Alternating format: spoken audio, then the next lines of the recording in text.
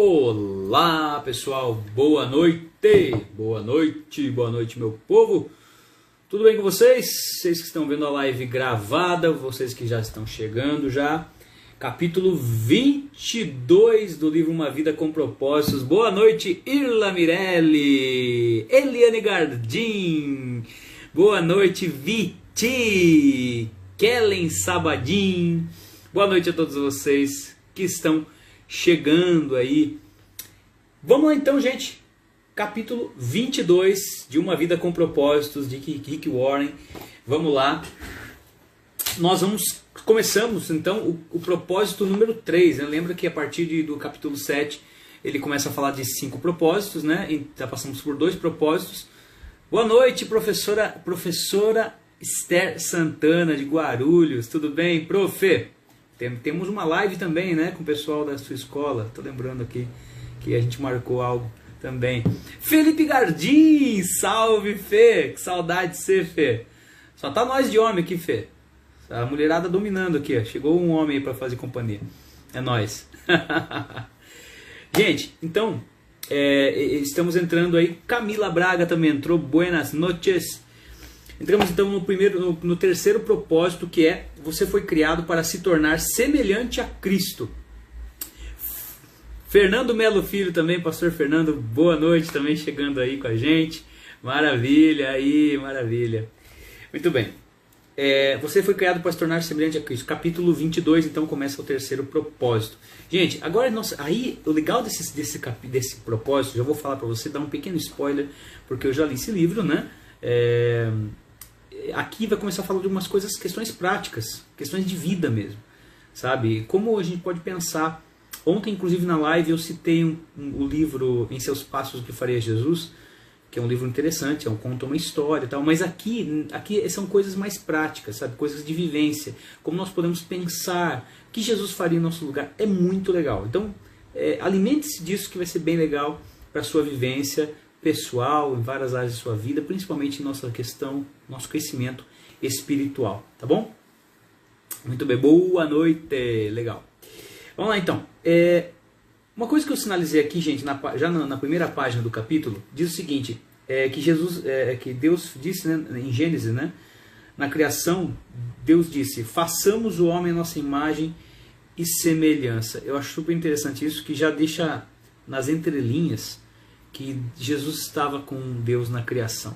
Jesus não nasceu, gente, somente em Mateus capítulo 1, capítulo 2. Não nasceu no Novo Testamento.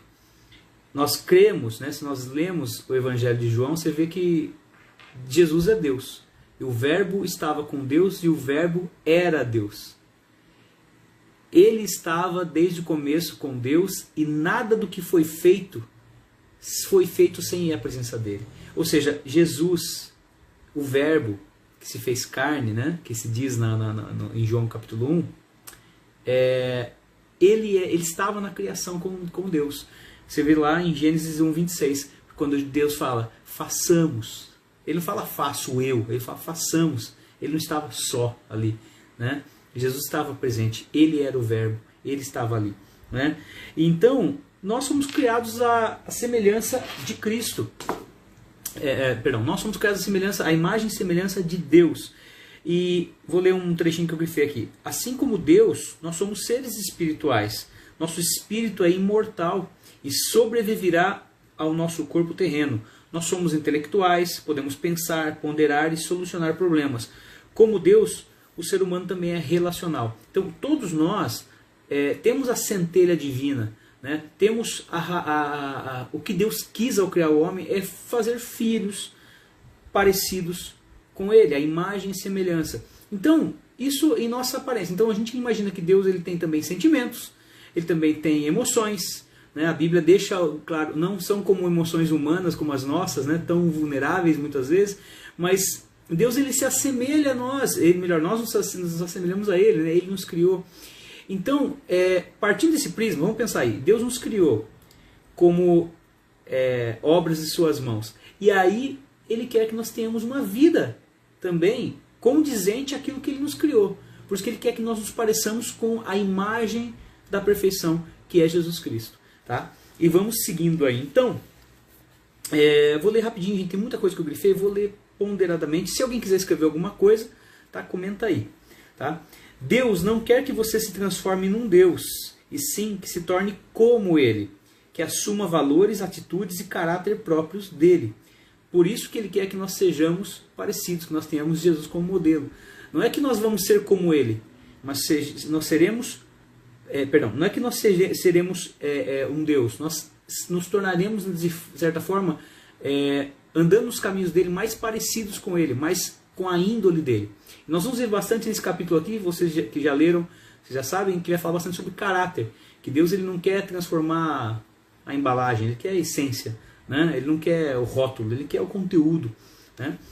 Então, seguindo na página 199, eu vi essa frase que eu achei bastante interessante. O supremo objetivo de Deus para a sua vida não é o conforto, e sim o desenvolvimento do caráter. Então, Deus ele tem como objetivo formar o nosso caráter através do quê? De relacionamentos com pessoas geralmente difíceis. Geralmente com aquelas pessoas que mais te torcem. Pois é. Então, essas pessoas que Deus vai usar para nos moldar, né? Boa noite, Vanessa Souza. Como é que tá Ibicoara, Bahia? Vamos lá. Toda vez que esquecer que o caráter é um dos propósitos de Deus para a sua vida, olha que interessante. Toda vez que você se esquecer que o caráter é um dos propósitos de Deus para a sua vida, você ficará frustrado diante da situação que estiver enfrentando. Você pensa, por que isso está acontecendo comigo? Por que eu estou passando por momentos tão difíceis? Gente, a resposta, né, que está aqui no livro é que a vida é necessariamente difícil. E aqui não é o céu. Né? Nós passamos por dificuldades. Quando a gente tem a noção de que tudo tem um propósito, tudo tem um porquê, até mesmo, né, muitos conhecem aquele famoso versículo, né, que todas as coisas cooperam para o nosso bem, né, todas as coisas cooperam para o bem daqueles que amam a Deus. Quando a gente tem esse princípio, fica um pouquinho mais suportável você entender a vida.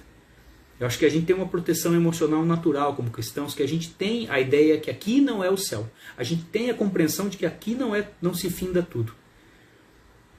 Vou falar para vocês uma coisa que eu passei hoje, triste, tá? Primeira mão aí, inclusive para Eliane, que é uma das pessoas que eu peço contas da minha vida profissional, tá, Eliane? Gente, eu fui ao médico hoje, tive retorno, e eu vou ter que fazer uma outra cirurgia na minha perna direita. O osso não está consolidando como o médico desejava. Hoje, dia 22 de setembro, faz 4 meses que eu tive alta do hospital, faz 4 meses que eu saí do hospital após o acidente, porque o acidente foi dia 15 de maio, dia 22 de maio, depois de uma semana internado, eu tive alta. Gente, hoje eu fiquei muito chateado, fiquei transtornado, falei, não é possível, 4 meses esse osso não colou, está tendo um retardo na calcificação do osso, e hoje tiramos mais uma placa lá, um raio-x, e minha perna a fratura parece que está como 4 meses atrás.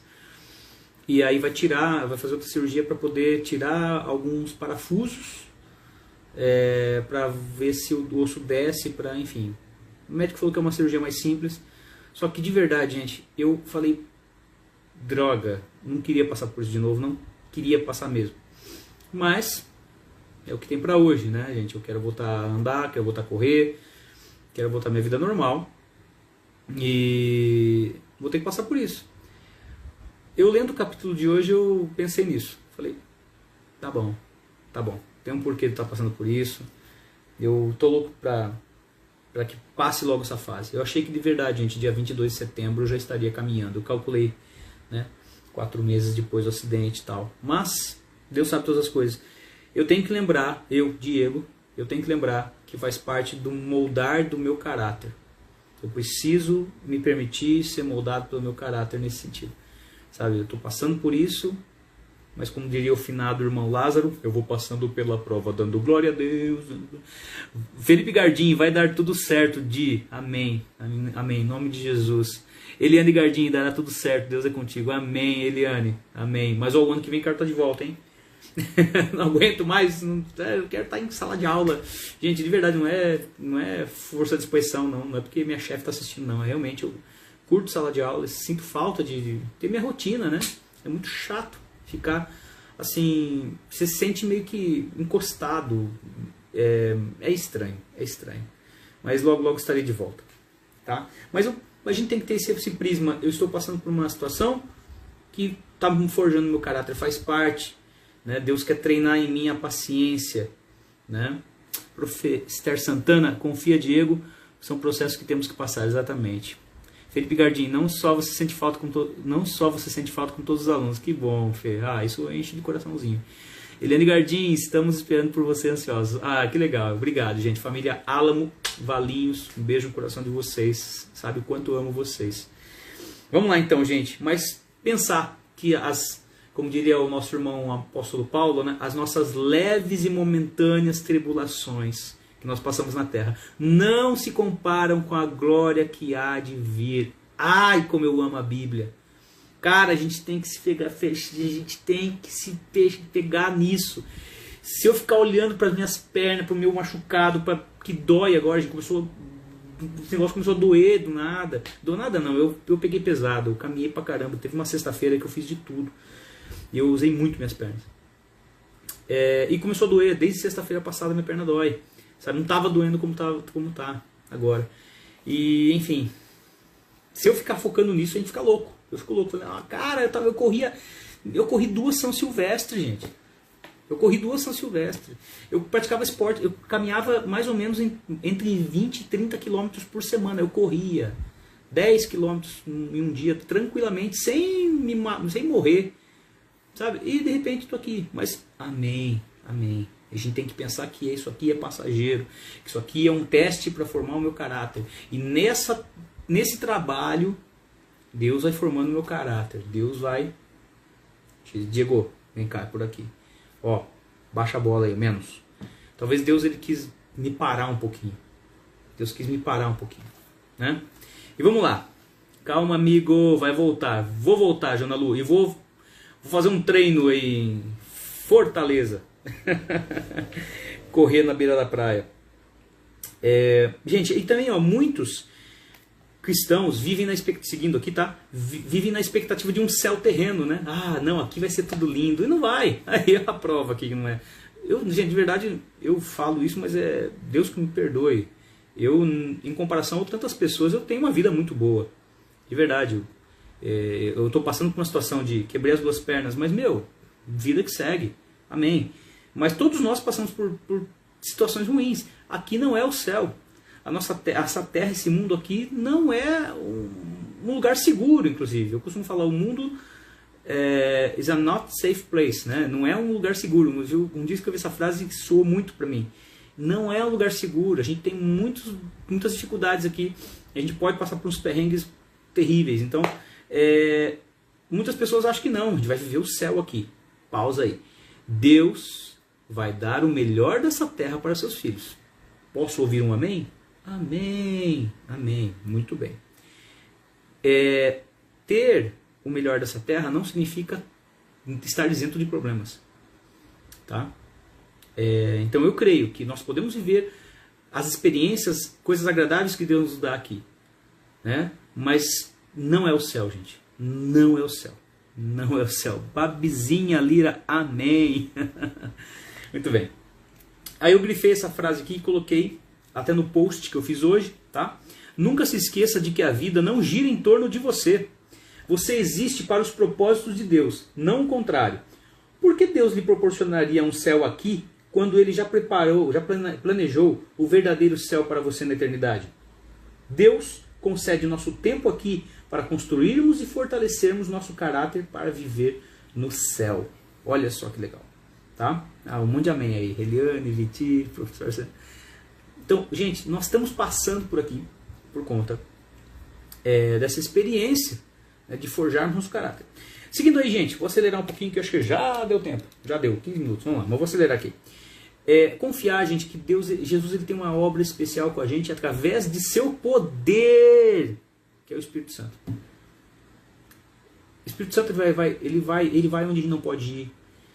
Então, assim, eu vou ler uma frase aqui que eu grifei. Somente o Espírito Santo tem poder para realizar as transformações que Deus deseja em nossa vida. Não é pela força do braço, tá? Não é pelo... Não. É por Ele. E aí, eu vi aqui, achei interessante. Mencione a expressão, né? O poder do Espírito Santo. E muitas pessoas imaginarão manifestações miraculosas, emoções intensas, mas na maioria das vezes esse poder atua em sua vida de maneira discreta e silenciosa, de modo que você às vezes nem percebe. Gente, o Espírito Santo ele pode agir de maneiras... Uau! Pode. Ele tem que ser muito reverenciado, respeitado por isso, porque o Espírito Santo, ele é santo e ele faz o que ele bem entender. Deus ele pode usar de maneiras diferentes. Só que muitas vezes o Espírito Santo ele vai agir de uma maneira sutil. É uma chave que muda ali. É uma chavezinha que muda dentro do coração. Uma vez eu conheci uma pessoa, conversei com uma pessoa sobre... Ela usava drogas. E isso eu já tinha um tempo de igreja, isso foi em 2007, há muito tempo atrás. E eu perguntei pra ela, assim, a gente tava numa conversa legal, assim, eu e ela, a gente tava servindo num projeto em Jaguariúna. E eu falei pra ela, viu, o que te fez... A gente fala que Jesus salva, cura, mas na prática, como é que foi? O que fez você liberar a tua mente das drogas? Qual foi a virada de chave, né? A revolução, a mudança, a transformação? Ela falou, Diego, foi a palavra. Não foi um dia de choro na igreja, não foi alguém que está com a mão na cabeça dela, não foi pontualmente isso. Ela falou, Diego, à medida que eu me alimentava da palavra, tudo aquilo de ruim ia saindo. Eu me focava na palavra, me apegava na palavra, falava a palavra, meditava na palavra. A palavra ia inculcando na minha cabeça e as drogas foram ficando pequenininhas, porque eu me alimentei da palavra. Gente, aquilo impactou minha vida, porque eu achei que ela ia falar que um dia alguém chegou, tá com a mão na cabeça e falar, sai! Que muitas pessoas imaginam, né? Que a pessoa tá com a mão na cabeça, né? Espírito da droga, sai! Eu não condeno quem faz isso. Mas na prática o Espírito Santo ele age conforme nós damos espaço para ele. E como nós damos espaço para ele? Através da palavra, né? Vamos lá, gente. Tô seguindo aqui. Abacuque 2:3. Escreve para mim o que é agora, que eu não sou tão Bíblia ambulante, não. Eu tenho alguns amigos que são. Parece que tem chip na cabeça, não é possível. Fala Mateus 19:14. O cara fala. Eu falo, meu, como os caras devem implantar um chip de Bíblia na cabeça, não é possível. Escreve para mim aí que eu não sei o que está escrito em Abacuque 2:3. Abacuque 2:3. Vou ler, vai. Tô com o computador aberto. Abacuque 2:3. Larga a mão desse preguiçoso, Diego. Só pegar aqui. Porque a visão é ainda para o tempo. É isso mesmo? Porque a visão é ainda para o tempo determinado, mas se apressa para o fim, e não enganará. Se tardar, espera, porque certamente virá, não tardará. Amém? Muito bem. Era isso, Babizinha. Vamos lá. Gente, nós também... isso aqui eu achei essa frase muito legal. Um comentário aqui, que às vezes o Espírito Santo é uma brisa suave. Olha só, uma brisa suave. Não é uma coisa... não, ele pode agir desse jeito, pode, mas às vezes ele vem sutil. As características de Cristo não são produzidas por imitação, mas por habitação. Olha que legal. Não é você imitando, mas quando você deixa Deus fazer parte de você, habitar em você. Quando permitimos que Cristo viva por meio de nós. E também, como é que acontece isso na vida? Quando nós escolhemos, tá? Fazemos as escolhas de acordo com a vontade de Deus, né? Nós temos aí inúmeras possibilidades de escolha e nós temos que pensar com a cabeça dele para fazer nossas escolhas. E sim, para você, cura virá. Sim, a minha cura. Amém. Virá e não tardará. Amém. Era para mim. Obrigado. Viti. A palavra de Deus alimenta a nossa alma e nos fortalece. Sim, Viviane. Sim. E olha, é nessas horas que a gente se apega. Gente, como é que a gente enfrenta o dia mal? Quando a gente está com munição, né? Vem o dia mal, você está com bala na agulha, que a gente fala, né? Com Bíblia na cabeça, você enfrenta o pensamento ruim. Quando a gente pensa que Deus Deus está sendo injusto. Não, a palavra diz que o Senhor é bom. O Senhor é bom em todo o tempo, a palavra não mente. Se você acreditar em metade da palavra e achar que metade é mentira, isso quer dizer que aquela parte que fala que você é salvo pela fé em Jesus pode estar errada também. Então você não está salvo? Então, se liga aí. A Bíblia inteira, acredita na Bíblia inteira. Tá? Esse é o erro de algumas religiões, algumas seitas, né? Que acreditam parcial. Né? Até aqui eu acredito, a partir daqui eu não acredito. Não, tem que ser inteira. A Bíblia tem que ser literal. Vamos lá, gente. Devemos cooperar. Isso aqui é legal. Deixa eu acelerar aqui. Devemos cooperar para a obra do Espírito Santo. Gente, o Espírito Santo libera poder no momento em que você dá um passo de fé. Gente, existe uma expressão na Bíblia que chama cooperadores de Deus, né? Mas tem gente que não coopera. Parece que a gente não faz aquilo que Deus quer que a gente faça. Vou dar um exemplo. Gente, vai ficar meio longo hoje, tá? Mas tô nem aí, vamos lá. Tá legal hoje, né? Vamos lá. Tem 12 pessoas online aí. Olha só. Ressurreição de Lázaro. Jesus chega em Betânia, tal, Lázaro está morto há quantos? 4 dias? 4 dias, muito bem. Marta, chorando, se você tivesse aqui meu irmão teria morrido, tal. Jesus, ele chora pela incredulidade das pessoas, sinceramente, né? Não é exatamente, Jesus chorou, a pessoa fala, como ele amava e tal. Vamos lá. Jesus falou, tirem a pedra. Mas, Senhor, Lázaro está morto há 4 dias, já deve estar cheirando mal o corpo dele. Jesus falou, tirem a pedra. Gente, arrastaram a pedra. Parênteses. Jesus ressuscitou Lázaro? Sim, a gente sabe que sim. Só que por que Jesus pediu para os outros tirarem a pedra? Porque aquilo era uma coisa possível de ser feita pelas mãos humanas. Deus não vai mover nenhuma pedra naquilo que a gente pode fazer, senão a gente pode remover a pedra. Tanto que aquela música lá, então, remove a minha pedra. Não é Jesus que removeu a pedra. Não tá, não. Eu gosto da música, gosto da Aline Barros. Nada contra a Aline Barros, tá? Mas, assim, remove a minha pedra não é o Jesus que removeu a pedra. Ele só ressuscitou ao morto. Tem até aquela música, né, do Trazendo a Arca. Quando o que era difícil se torna impossível, Deus começa a agir. Aí que Deus começa a agir. Né? Deus, ele não vai fazer nada que aquilo que a gente possa fazer. Aí, tirem a pedra. Os homens tiraram a pedra. Jesus ressuscitou o morto. Depois Jesus deu uma ordem. Desatai-o e deixai-o ir. O cara estava parecendo uma múmia, né? Todo atado, cheio de atadura. Ele falou para os homens cortarem as ataduras dele. Porque os homens que tinham atado. Então, algumas coisas que nós fazemos, algumas coisas que estão ao nosso alcance, nós temos que fazer. Né? Vamos seguir então aqui, gente. A obediência libera o poder de Deus. Olha só que legal. Deixa eu acelerar. Meu Deus, tem muita coisa ainda hoje. Vocês vão me perdoar, gente. Eu vou puxar quase a meia hora hoje. Vamos lá. Vou ler aqui. Paulo explica, né? Estou na página 202, tá? Para quem está lendo essa versão aqui. Paulo explica que para nos tornar semelhantes a Cristo, precisamos primeiro abandonar a antiga maneira de agir, depois mudar o nosso pensamento, né, a metamorfose, né, que tem aquela questão a palavra metamorfose usa muito para falar da borboleta, né, da lagarta que se transforma em borboleta. Assim também, o autor Rick Warren comenta, assim também a transformação de alguém que quando permite que Deus dirija seus passos, né? Somos transformados de dentro para fora, tornando-nos mais belos e sendo liberados para voos mais altos. A lagarta, ela não ia ser nada assim, ela ia continuar sendo lagarta se ela não passasse pelo processo de metamorfose. E a comparação que o Rick Warren fala é exatamente essa, né? Que nós, quando deixamos Deus agir em nossa vida, nós nos passamos uma transformação realmente. A vida começa a ter mais brilho, começa a ter mais sabor.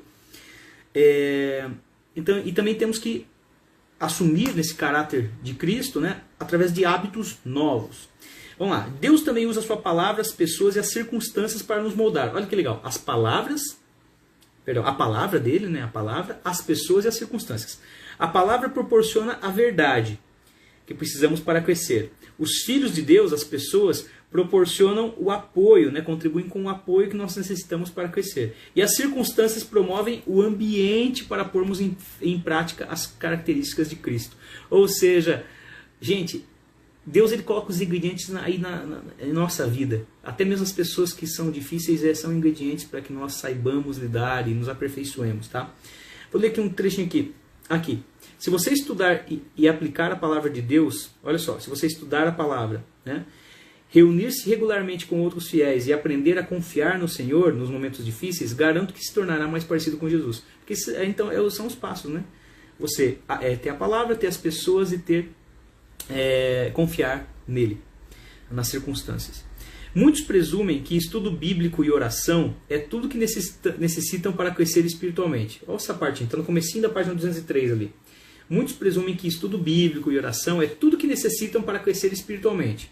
Mas algumas questões da vida nunca serão transformadas somente pelo estudo bíblico e pela oração. Deus usa pessoas. Ele prefere agir por meio delas a realizar milagres. Assim, passamos a depender uns dos outros para alcançar a comunhão. Ele quer que cresçamos juntos. O que a gente está fazendo aqui, gente, é um crescimento mútuo. Eu estou aqui numa noite de quarta-feira falando com 11 pessoas aí, algumas que eu não conheço pessoalmente, algumas que estão em outro estado, em outros estados, e nós estamos crescendo junto, estamos lendo um livro junto, em conjunto. Isso também é uma... Lógico, isso aqui é temporário, né? Não pode se comparar a uma verdadeira comunhão que a gente encontra numa igreja. Mas nós estamos estabelecendo um vínculo aqui de crescimento.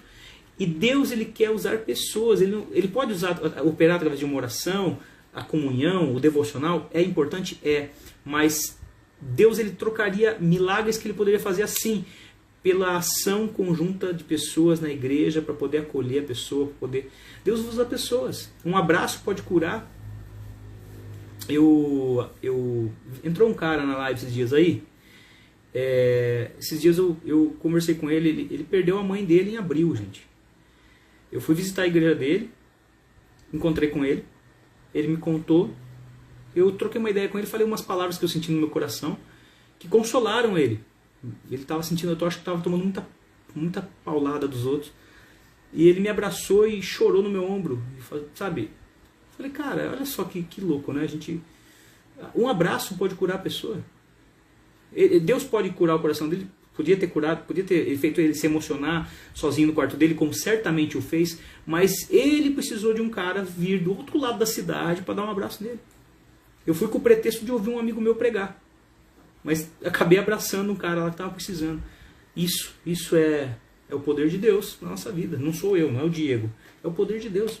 Né? Que a gente flua, que vocês todos estão assistindo essa live, que nessa semana ainda vocês possam fazer alguma coisa para a glória de Deus, sabe? Abraçar alguém, acolher alguém, sabe? Gente, dá para fazer, dá para poder fazer, ser mais parecido com ele ainda. Vamos lá. A maturidade espiritual não é uma busca individual e solitária. A verdadeira maturidade espiritual diz respeito a aprender a amar como Jesus amou. E você não pode ser semelhante a Jesus na prática sem se relacionar com outras pessoas, tá? Então, por isso nós temos que estar conectado aqui. Eu vou acelerar aqui, vou ler as duas últimas coisinhas que eu grifei aqui, tá? A respeito de Deus edificar nosso caráter.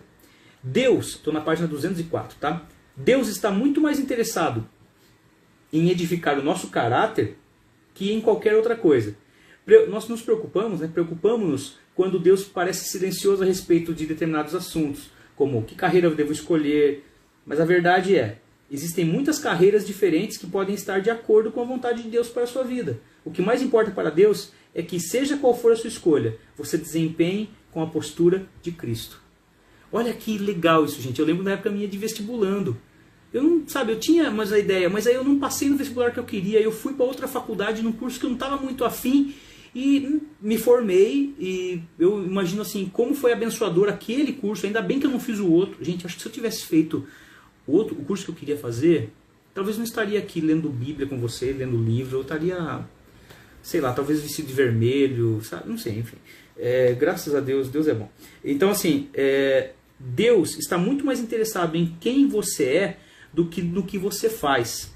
Somos seres humanos, não fazeres humanos. Olha que legal.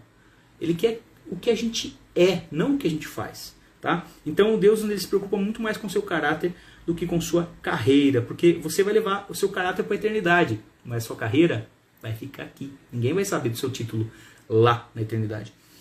E aí eu grifei um trechinho aqui que está na versão A Mensagem do livro de Romanos, na carta de Romanos carta aos Romanos, capítulo 12, versículo 2, que fez esse trechinho aqui. Diferentemente da cultura dominante, que sempre os arrasta para baixo ao nível da imaturidade, Deus extrai o melhor de vocês e desenvolve em vocês uma verdadeira maturidade. Tá? E aí, para finalizar aqui, muitos fiéis abandonaram a finalidade de viver para o cumprimento dos grandes propósitos de Deus para se dedicar a obter estabilidade emocional e realização pessoal. Muitas pessoas querem somente estabilidade emocional, aquela coisa toda. Tá muito hoje, algumas igrejas, gente, têm tido uma pegada um pouquinho meio coach, assim, que tem que tomar muito cuidado, porque senão se vira somente um triunfalismo gospel sem muito propósito. Não, tem que entender que quem é o centro? Jesus. E aí, aqui o livro diz: Cristo não morreu na cruz apenas para que pudéssemos levar uma vida equilibrada e confortável. Ele também permite isso, que a gente passe por isso, tá? Uma vida tranquila, tá ok. Só que o propósito de Cristo é muito mais profundo. Ele deseja nos tornar semelhantes a Ele antes de nos levar para o céu. Ele quer que a gente seja mais parecido com Ele antes do céu. Não é que nossa, lá vai ser tudo perfeito, a gente vai ver como Jesus vê. Cara, vai ser demais. Só que Ele quer que nós vivamos hoje aqui, moldados, nosso caráter moldado hoje aqui. Gente, a live mais longa que eu fiz até agora, me perdoem, meia hora, mas foi um prazer, obrigado por todos vocês que ficaram até aqui. Eu hoje fiz 2 lives em uma, praticamente, 2 15 minutos. A ideia é sempre fazer de 15 minutos, hoje eu passei muito, tá? Amanhã, quinta-feira, capítulo 23, dia 23 de setembro, capítulo 23, vamos fazer às 21 horas também, tá bom? Beijo no coração, Deus abençoe e até amanhã, tchau.